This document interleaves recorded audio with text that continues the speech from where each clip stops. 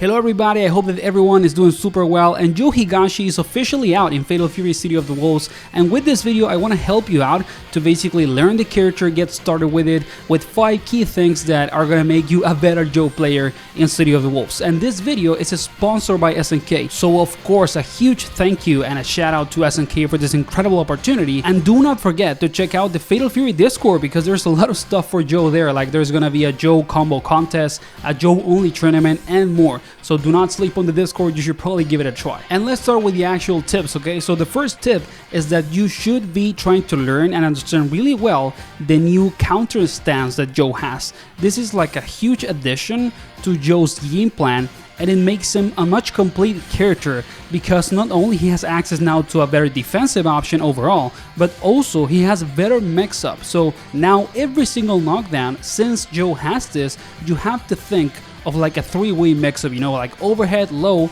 or command grab. This is really scary, and it makes Joe a much stronger character, so you should be worried about learning everything that is related to the new counter stance that Joe has. And the thing is, there is also combo potential out of this, because you can do, for example, EX command grab or EX overhead into more EX moves, so they give you full combos out of mix-ups that are just something that you have to guess if you're on defense. So it's gonna be really hard to deal with Joe up close. He's kind of like a mix-up monster now. It's something new into his arsenal and playstyle that is gonna be key for the character. For example, look at this. Grab into EX stance overhead mix-up.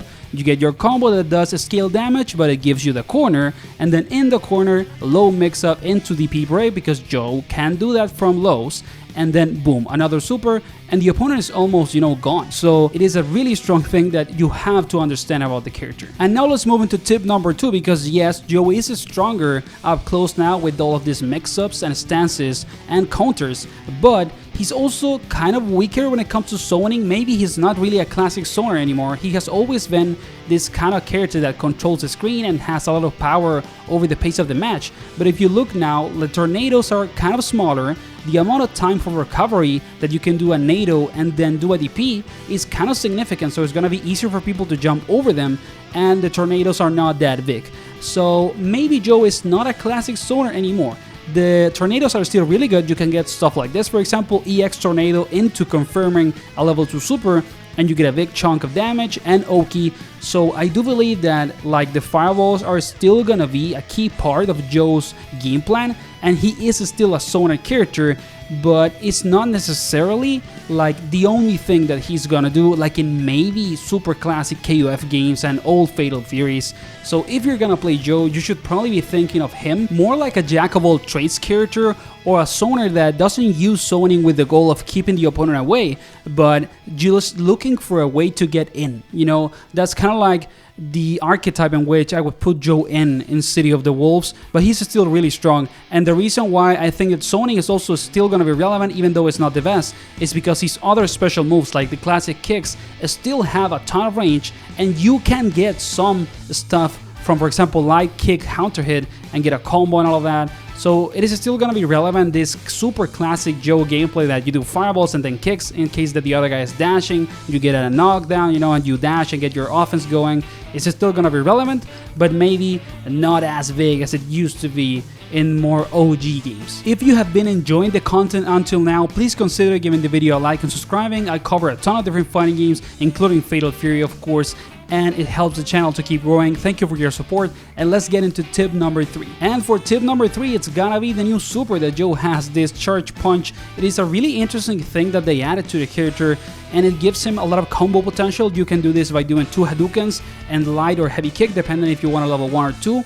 The level 1 is just gonna give you like a lot of damage basically for combo enders, but the level 2 you can actually do extended combos out of it, because it gives you a wall bounce in any case that you don't want to do just the second charge part of that super, because maybe you want to do a normal combo instead of charging the super again, because it gives you the corner.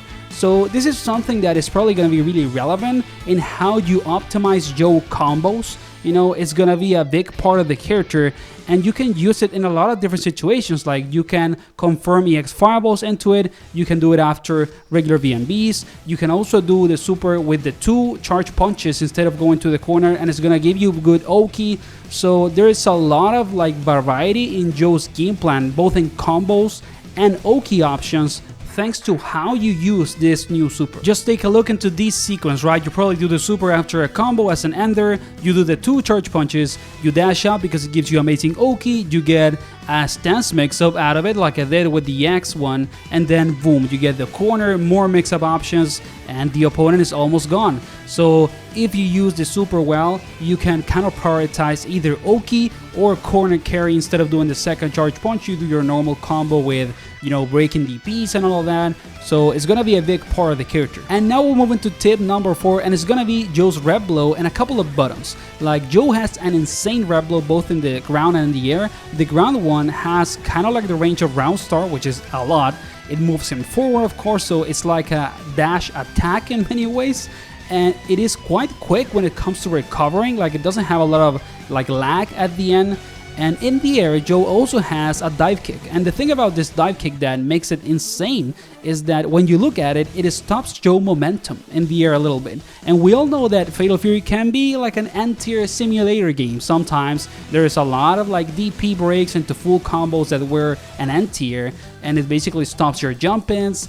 And it makes the game kind of hard when it comes to getting in sometimes, and it makes keep out really strong. But with Joe, you can jump, and if the other guy is doing those break DPs 24/7, you do the dive kick, and it's probably gonna give you a counter hit launcher basically, because you're gonna get the counter hit with the Rev Blow, and that makes the screen freeze, and it gives you the full combo.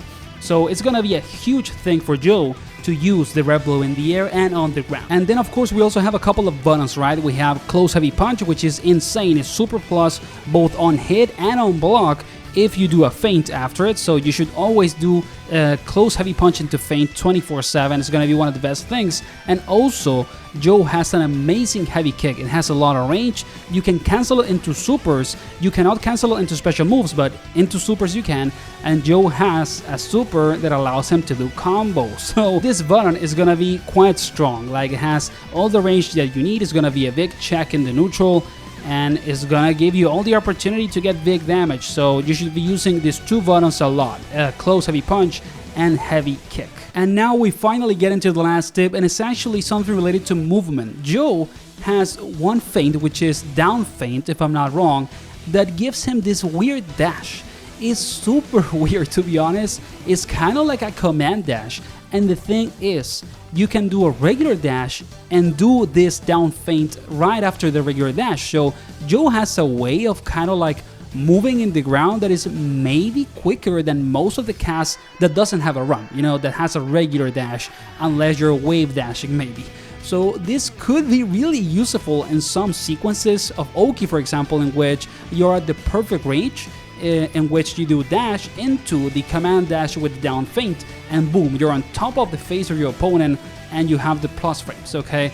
So this is kind of like a more niche tip, you know, it's a very specific thing, but it could be useful at a higher level, you know, it could give you the movement that you need in some Oki situations. So do not sleep on this. Like, it could end up being super useful, and I, you know, left it to the end because it is kind of like maybe a more higher level tech if you're actually gonna be using this on a match, but it is still something that could be impactful for you in terms of winning and getting, you know, some matches done with Joe. But that is not the end of the video, because do not forget that with the Joe update, we got a lot of stuff. Now we have individual ranks in the game. You know, now every single character in the roster is gonna have its own rank, so you can go ahead, play rank, and maybe you want to play Ken and get to S rank and then change, and the other character is not going to affect the rank that you have with Ken, for example. So this is a huge thing. It's a big update for the game.